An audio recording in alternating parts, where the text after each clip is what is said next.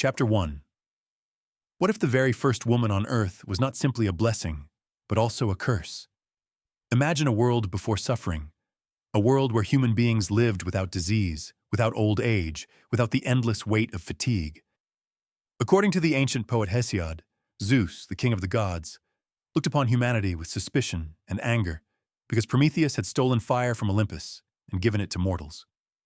To punish mankind, Zeus conceived a different kind of vengeance. Not through thunderbolts, not through armies of monsters, but through beauty itself. He ordered Hephaestus, the divine blacksmith, to shape from clay the figure of a woman so radiant, so lifelike, that even the gods themselves marveled at her. One by one, the Olympians stepped forward to add their gifts. Athena clothed her and taught her skill. Aphrodite breathed into her the power of irresistible charm. Hermes gave her cunning and a persuasive voice. Even her name carried a secret weight.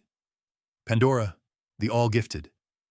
She was not born of mortal womb, but forged by divine intention, dazzling yet dangerous. And to this perfect creation, Zeus entrusted a strange gift, a heavy earthen jar, sealed tight, with one solemn command: never open it. For a time, the jar sat in silence, but silence has its own power, and day after day, Pandora's mind burned with questions. What could possibly lie inside? Treasure? Blessing? A secret meant for her alone? Curiosity is not just a flaw. It is the very fire of human nature, and it consumed her until one moment of weakness changed everything. She lifted the lid. From the darkness inside erupted swarms of unseen forces, sickness that gnawed at flesh, envy that poisoned hearts, toil that bent backs, despair that clouded minds.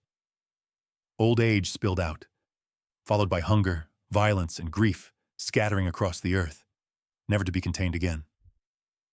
Pandora, horrified, slammed the lid shut, but the damage was done. And yet, when she peered inside once more, expecting only emptiness, she saw a faint light still trapped at the bottom. It was Elpis, hope, fragile, flickering, but alive. That is the riddle Pandora left us. Why humans suffer yet endure. Why sorrow walks beside us but never without hope. In the end, Pandora's myth explains not only how suffering entered the world, but why we continue forward in spite of it. And this is where the story turns, because the object she opened was not really a box at all, but a jar, and how that jar became the Pandora's box we speak of today is itself a story full of mistakes, translations, and transformations, our next mystery to unravel. You hear the phrase all the time, don't open Pandora's box, but how did an ancient Greek storage jar become one of the most potent words in modern English for unleashing trouble? In Hesiod's Greek, the object is a pithos, a huge, rough, earth-colored jar sunk in the ground for grain, oil, or wine, more farmhouse silo than jewelry case. The feel is agricultural, public, heavy. You don't sneak a pithos under your cloak. Centuries later, in Renaissance Europe, humanists raced to retranslate the classics, and somewhere in that relay a tiny slip steered the image forever. Pithos became pyxis, a dainty box. Erasmus of Rotterdam popularized the shift in Latin, and from there, printers, preachers, and poets did the rest. Notice what that change does to your imagination. A jar suggests storage and management, something communal and visible. A box suggests secrecy, a lid you could lift alone in a moment you might regret. A mistranslation, yes, but also a psychological upgrade. The story moved from a barn to a bedside table, from public provision to private temptation. That's why the phrase works so well today. In English, like to open a Pandora's box means to set off a cascade of unintended consequences, usually more and messier than you bargained for. Crucially, it's not just cause a problem, it's trigger a chain reaction you can't easily stop. We feel it in politics when a law fixes one flaw, but spawns loopholes and backlash. In technology, when a powerful tool, nuclear fission yesterday, generative AI today, solves real problems while unleashing new ones we aren't ready to govern. In relationships, when snooping through messages meant to ease suspicion breeds more suspicion than any secret ever could. Listen to how the language behaves in the wild. Speakers say it opened a Pandora's box of ethical dilemmas. This policy proved a Pandora's box. We risk opening a Pandora's box if we rush this. The grammar reveals the concept. A Pandora's box of plus plural trouble signals not one issue but a swarm. Proved to be marks hindsight. Only after opening do we realize what we've done. There's also nuance. The idiom implies unpredictability and irreversibility. If the consequences were obvious or easy to contain, English prefers can of worms. Can of worms is messy but mundane. Pandora's box is mythic, a moral shadow that says, you can't put this back. Another refinement. The phrase doesn't fit well when the trigger is pure malice. That's sabotage or betrayal. Pandora's box is a tragedy of mixed motives. Curiosity, speed, naive optimism, the belief you can peek without paying. And because words travel across cultures, the idiom does too.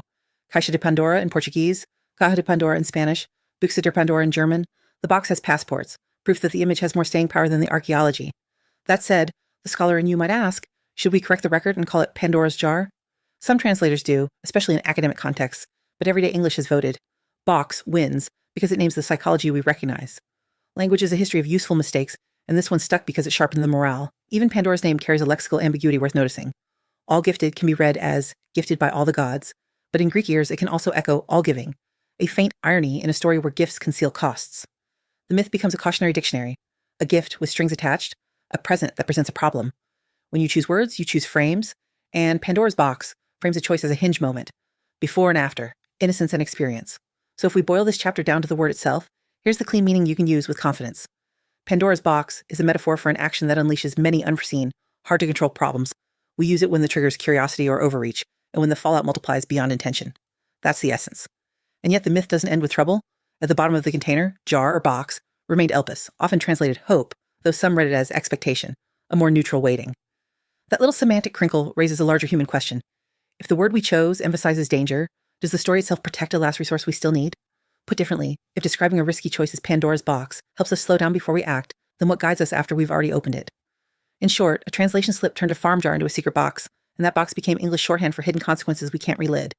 The phrase is precise when the fallout is unpredictable and plural, imprecise when the outcome is obvious or trivial, and powerful because it binds caution to curiosity in a single image, which leaves us on the threshold of the final chapter. Because knowing the word warns us before we lift the lid, but living with the word demands something after we've done it. How do we handle curiosity without cowardice, caution without paralysis, and when everything we've loosed is already flying? Where exactly does that stubborn light called hope still live? Here is where the myth and the word have to do real work. How do you live in a world full of tempting lids without becoming a coward? And how do you live with yourself after you've already opened one? Start with the simplest habit the story teaches. Respect the lid, and translate it into practice with 4 quick questions before any risky click, confession, launch, or experiment. What exactly am I hoping to find? Who else could be harmed if the worst escapes? Is this a one-way door, or can I reverse it? And what's the smallest safe version of this I can test first? Most modern boxes are digital, an email you're itching to read on a borrowed account, a file you're tempted to open, a rumor you're curious to confirm, a tool you want to deploy because everyone else is. So pair your questions with a 60-second ritual. Pause your hand, name the curiosity out loud. Picture 3 headlines you'd hate to cause, then decide. Curiosity is not the enemy. Unexamined curiosity is. When you must open something, open it deliberately. Set a boundary, time, scope, audience. Set a fail-safe, backup, consent, version control, and set a point of no further. Close the lid at the first sign of swarm. In relationships, the metaphor bites hardest. Snooping feels like a vaccine against uncertainty, but it more often spreads the disease. If trust is the jar that holds a life together, then boundaries are at seal. Ask before you look, tell before you tell, and if you must confront with facts rather than guesses. Every guess is an invitation for new shadows to escape. In work, label your boxes.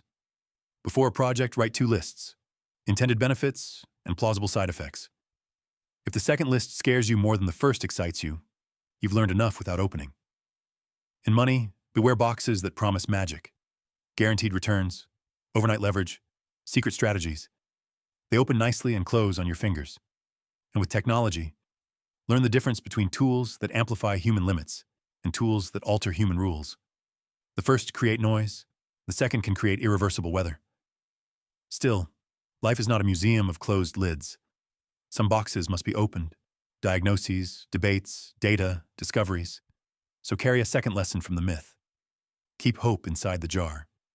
Ancient Greek called it Elpis, which can mean expectation as much as hope, and that ambiguity is more than a footnote. It's a posture. Don't scatter hope like confetti. Store it like a provision.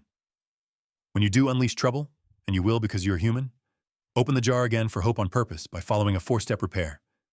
Name, frame, contain, repair. Name exactly what escaped. No euphemisms, no passive voice. Frame the damage. What's the timeline? Who is exposed? What is the worst credible scenario? Contain it. Close channels, set new permissions, halt the rollout. Ask for help early rather than late. Repair. Apologize without conditions. Compensate the harmed. Document the lesson so the lid fits tighter next time. Hope is not a mood. It is disciplined expectation, that your honest action can still bend outcomes. Practically, that looks like 3 tiny moves repeated often. Gratitude, to keep despair from multiplying. Craftsmanship, to keep error from repeating. And courage, to keep fear from freezing you shut. Gratitude is not denial.